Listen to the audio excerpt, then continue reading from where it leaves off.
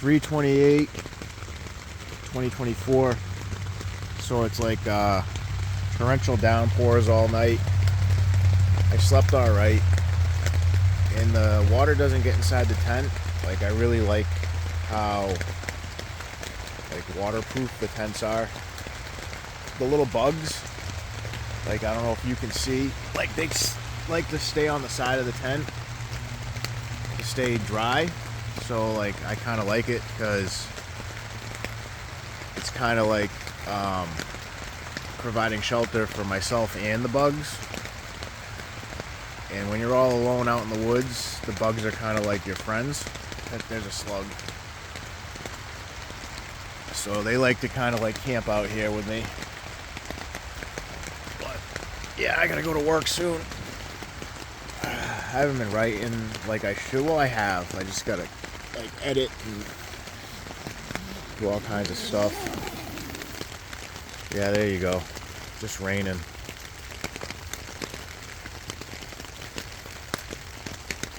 So yeah, it's just been really hectic with work and life, keeping it all together. Being single again. My ex-girlfriend continues to like message me and stuff, and like, I'm not dealing with her crazy bullshit at all. And like that, it's like a conclusion, like no negativity. At this point, I know how to survive, like without a apartment or a house. I still have my vehicles. Even if I didn't, I'd still be able to survive. Like, there's more and more stuff coming out about homelessness in Massachusetts, and it becoming a huge issue. I know, like, Salem just recently, they're trying to have a camping ordinance because there's like a huge encampment where I used to be. I used to visit regularly. It's right along Pickering Wharf. Very wealthy city. With people just living right outside in like one of the like most walk-through areas, and the city doesn't like it, but at the same time they don't want to harm people by telling them they can't camp there. Like, where are they gonna go? I don't think they can all fit in the shelter, and it's just becoming a big deal. But realistically, like, I can tell everybody that if you don't have a home in Massachusetts, there are ways to survive. Like, you can make it work, even if you're not working.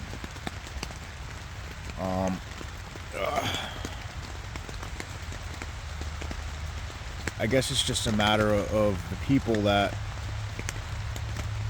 are homeless having various issues that affect them in negative ways.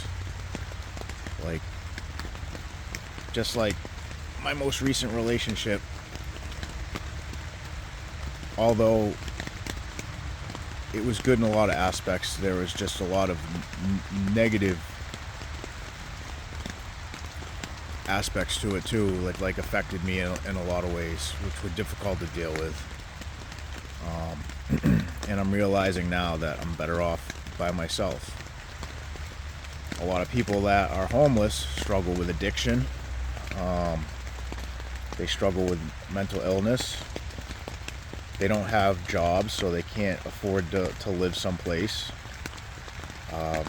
And then that also impacts their ability to live within the shelter system. Like,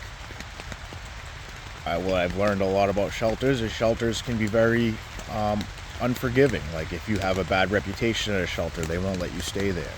If somebody's connected to an area, they don't want to leave, so they say, I'm going to stay here, I'm going to live outside. I can get, like, well, the drugs. Like, the city I work in now is a drug hub in Massachusetts. Probably one of the biggest drug hubs in New England. So there's a lot of good drugs there. People want to be there because they like the drugs. So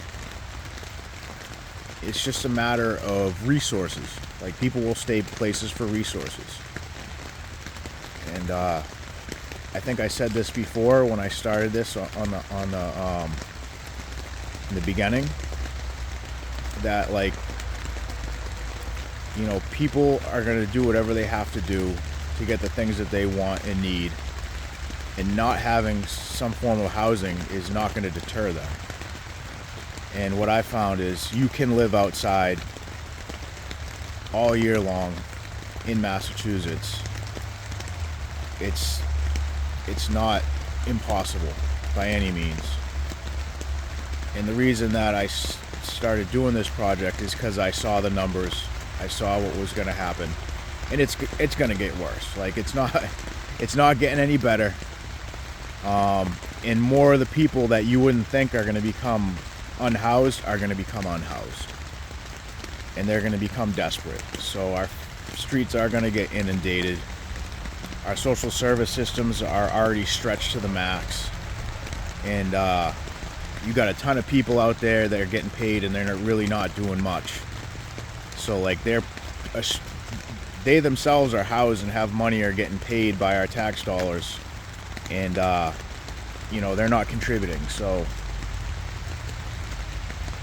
what we're gonna see, I think, in the next 5 years, my prediction, unless like they start providing more shelter space and affordable housing, is a big whole fucking mess within our societies that's gonna be there. And you know, people that have jobs and live in homes, and like, they're all gonna have choices. Are we gonna look at it? Are we gonna see it, or are we not? We're just not gonna look at it, but it's gonna be there. I guess in my mind, in my heart, like, I like to look at stuff, and if I see it, I say like, well, why is this happening?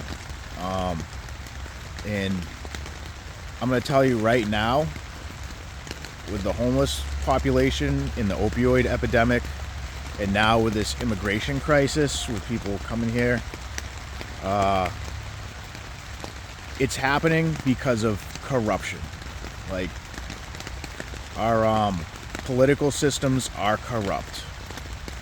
A lot of our social service systems, not all of them, there's a lot of good ones, don't get me wrong, but there's a lot of them that are corrupt. The addiction treatment system, although it's good and there's a lot of good, there's a lot of corruption. So it's that simple. And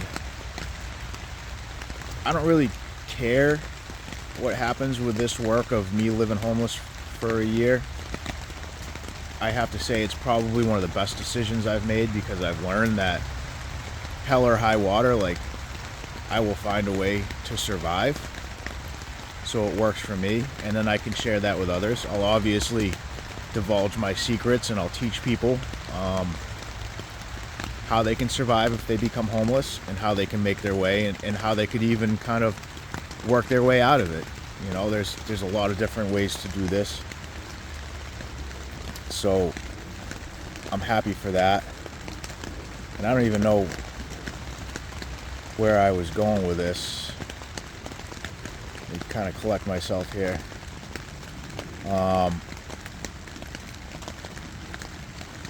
So yeah, I guess I'm just grateful for the experience.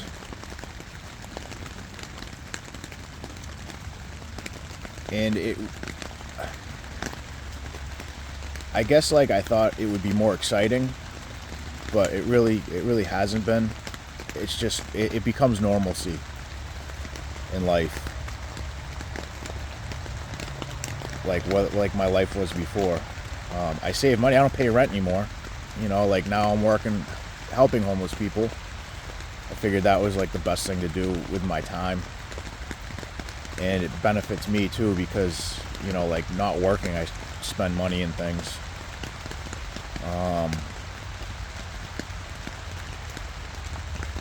But yeah, you know, I'm grateful for the experience. I said I'd do it a year, and I'm going to continue living out here. And now that I'm not in a relationship, I'm outside every day. So I'm not spending time with my girlfriend. And you know, I gotta make that work because I take showers at her apartment. So now I gotta, like, now it's like baby wipe showers. Unless I go to the gym or I go to a friend's house once a week. So like that's how I do that. You know. So yeah. Let me see. Do I got anything else to say?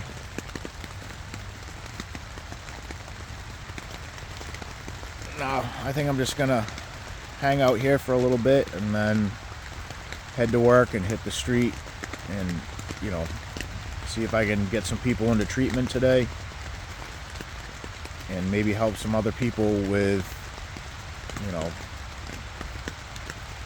help them, give them some supplies and see if I could help them with maybe some of their identification paperwork and stuff like that. Everyone in the street loses their IDs and phones and everything, so that's always a, you know, continuing battle.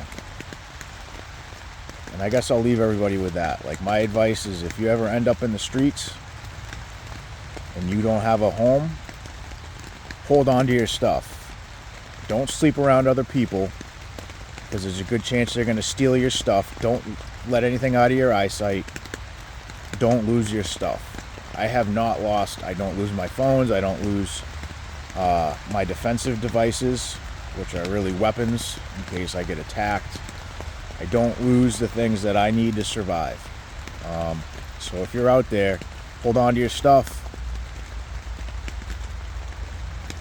Don't camp around other people. Try to tuck away and hide yourself somewhere where no one else is around. You'll be safer. And be wary of the company you keep. So that's my advice for the day.